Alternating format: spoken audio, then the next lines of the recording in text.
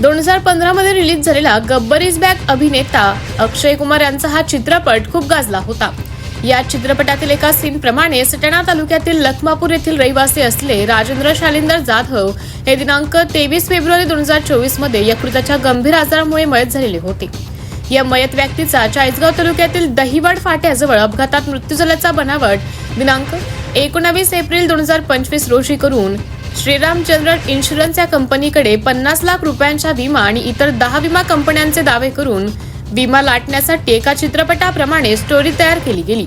या गंभीर प्रकरणामध्ये मेहुणबारे पोलीस स्टेशन येथे अपघाताची खोटी नोंद करणारे पोलीस कर्मचारी रवींद्र एकनाथ बत्तिसे, सचिन अशोक निकम, सुनील अशोक निकम, महेंद्र प्रकाश पाटील, चाळीसगाव ग्रामीण रुग्णालयाचे मृत नसलेल्या व्यक्तीचं बनावट कागदपत्रे तयार करणारे वैद्यकीय अधीक्षक डॉक्टर मंदार करंबळेकर यांच्यासह विमा दाव्याकरिता एजंट स्वरूपात काम करणारा प्रेमचंद्र त्र्यंबक पाटील, मृताची पत्नी अरुणा राजेंद्र जाधव, मृताचा भाऊ मिथुन शालिंदर जाधव या बनावट अपघातात दाखवलेली गेलेली थार वाहन क्रमांक MH19 DV 0505 याचा चालक प्रवीण मयाराम पाटील या 9 जणांवर फसवणुकीचा गुन्हा दाखल करून अटक करण्यात आली होती। काल दिनांक 9 मार्च रोजी दुपारी चाळीसगाव न्यायालयात हजर केले असता आरोपींकडून advocate Dheeraj Pawar, advocate Jitesh Poddar, advocate Sandeep Sonawane यांनी बाजू मांडली आणि सरकार पक्षातर्फे ॲडव्होकेट रमेश खंडू माने यांनी मान्य न्यायालयासमोर बाजू मांडली। यावेळी न्यायालयीन कामकाजात कोर्ट पैरवी म्हणून पोलीस हेड कॉन्स्टेबल 3302 कुंदन अडकमोल यांनी सहकार्य केले। मान्य न्यायालयाने सर्व आरोपींना त्यांना 13 मार्च पर्यंत पोलीस कोठडी सुनावली आहे। या गंभीर बनावट अपघात प्रकरणामधील थार वाहन चालक युवराज संतोष चौधरी राहणार गोंदूर रोड धुळे व मयताचे अपघातावेळी वाहन क्रमांक MH41 BQ 2817 या मोटरसायकलवर बसलेला दाखवलेला बनावट प्रवासी संभाजी शिवाजी पाटील राहणार सोयगाव मालेगाव फरार असून या संपूर्ण प्रकरणाचा तपास पाचोरा DYSP बापू रोहम हे करीत आहेत। या घटनेने चाळीसगाव तालुक्यासह संपूर्ण जिल्ह्यात खळबळ उडाली आहे। या बनावट अपघाताच्या गंभीर प्रकरणाविषयी जळगाव जिल्ह्याचे पोलीस अधीक्षक डॉक्टर महेश्वर रेड्डी काय म्हणाले ते बघूयात। एक इन्शुरन्स ऑर्गनाइज्ड क्राईम सिंडिकेटचा एक गुन्हा उघडकीस आणलेला आहे।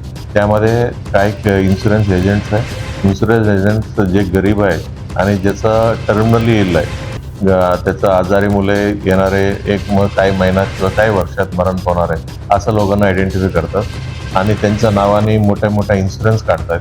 पण इन्शुरन्स काढण्यासाठी त्याचं काहीतरी उत्पन्न पाहिजे म्हणून 3-4 वर्षाचं उत्पन्न देखील दाखवतात आणि त्या माणसाचं काहीतरी कन्स्ट्रक्शन कंपनी असं काहीतरी दाखवत आहेत। आणि त्याच पद्धतीचं एक नाशिक जिल्ह्याचं सटाणाचं राहणारं एक राजेंद्र जाधव म्हणून एक माणसं, त्याला क्रॉनिक लिव्हर डिसीज होत्या, त्यांच्या नावाने एक कन्स्ट्रक्शन कंपनी ओपन केलं होतं इन्शुरन्स एजंटनी आणि त्याच्यानंतर त्यांच्या नावाने इन्शुरन्स देखील काढले होते। म्हणजे श्रीराम फायनान्सला 50 लाख आणि इतर सर्व कंपनीला मिळून 7.5 करोड अंदाजे इन्शुरन्स काढले होते।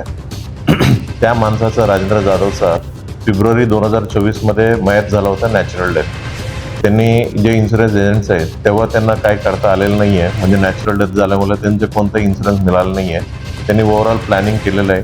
प्लॅनिंग करून एक एप्रिल 2025 मध्ये एक बनावट ॲक्सिडेंट तयार केलं। ते बनावट ॲक्सिडेंट जे मेहुणबारा पोलीस स्टेशनमध्ये एका रोडवरती केलं होतं। मग ऑलरेडी त्यांनी प्लॅन केलं होतं की हॉस्पिटलमध्ये जाणार, जे हॉस्पिटलमध्ये डॉक्टर आहेत ते कॉम्प्रोमाइज झालं होते। त्यांनी बॉडी कोणता समोर नसताना MLC काढला आणि आपल्या पोलीस कर्मचारी चाळीसगाव शहर पोलीस स्टेशनचा 2 कर्मचारी देखील त्यांचा ही कॉन्स्पिरसीमध्ये सहभाग घेतला। त्यांनी तिथं जाऊन इन्क्वेस्ट रिपोर्ट काढला आणि बॉडी नसताना पोस्टमॉर्टम रिपोर्ट डॉक्टरने दिला आणि बॉडी नसताना ही लोकांनी बॉडीचं हँडओव्हर करण्याचे कागदपत्र देखील तयार केलं। आणि सर्व झाल्यानंतर जे पोलीस स्टेशनला ॲक्च्युअल पोलीस स्टेशन आहे त्या पोलीस स्टेशनवर गुन्हा आला। त्या गुन्हा आल्यानंतर ज्या रोडवरती त्यांनी सांगण्यात आलं होत्या त्या संबंधित बीट अंमलदारकडे तपास गेला। तपासादरम्यान त्यांनी जे गाडी ॲक्सिडेंटमध्ये इन्व्हॉल्ड आहे, जे 2 व्हीलर आहेत 4 व्हीलर आहेत, दोन्ही पोलीस स्टेशनचं सरेंडर केलं।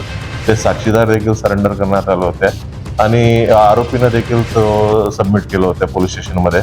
सर्व जे प्रोसिजर प्रमाणे ते इन्व्हेस्टिगेशन झालं आणि त्याच्यानंतर चार्जशीट देखील झाल्या होत्या.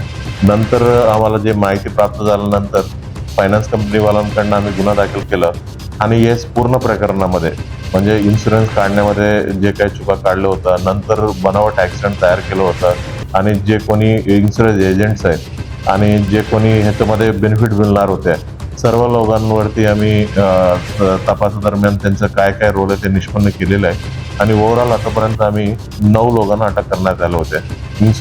त्याच्यापैकी इन्शुरन्स एजंट्स आहे प्रवीण पाटील, प्रेम पाटील अशा 2 लोक आणि त्याच्यानंतर डॉक्टर आहे, डॉक्टरचं नाव आहे डॉक्टर मंदार कलंबेकर आणि त्याच्यानंतर पोलीस आहे, पोलीसपैकी 4 लोक आहेत. सचिन निकम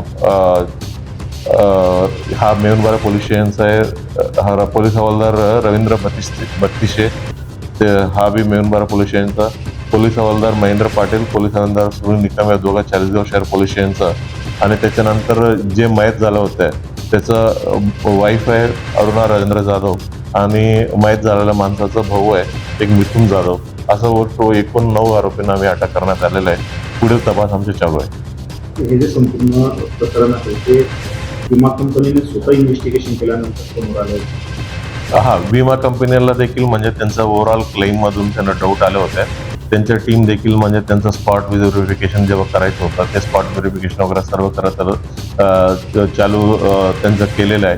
म्हणजे एक्झॅक्टली ते माहीत झालं होतं त्या माणसाचा घरी गेलं की सर्व गोष्टी त्यांनी बघितल्यानंतर त्यांनी संशयास्पद ओव्हरऑल विषय आहे असं आम्हाला रिपोर्ट दिलं होतं सुरुवातीला. त्याच्यावरती एन्क्वायरी करून आम्ही पूर्ण बाकीच्या सर्व गोष्टी क्लिअर कट आम्ही माहिती इन्व्हेस्टिगेशनमध्ये निष्पन्न केलेलं आहे. त्या फिर्यादी विमा कंपनीचे अधिकारी बरोबर आहे. श्रीराम फायनान्सचा जे रिप्रेझेंटेटिव्ह आहे तो फिर्यादी. आपण पाहत आहात सामान्य जनतेचे निर्भीड व्यासपीठ प्रखर भूमिका न्यूज.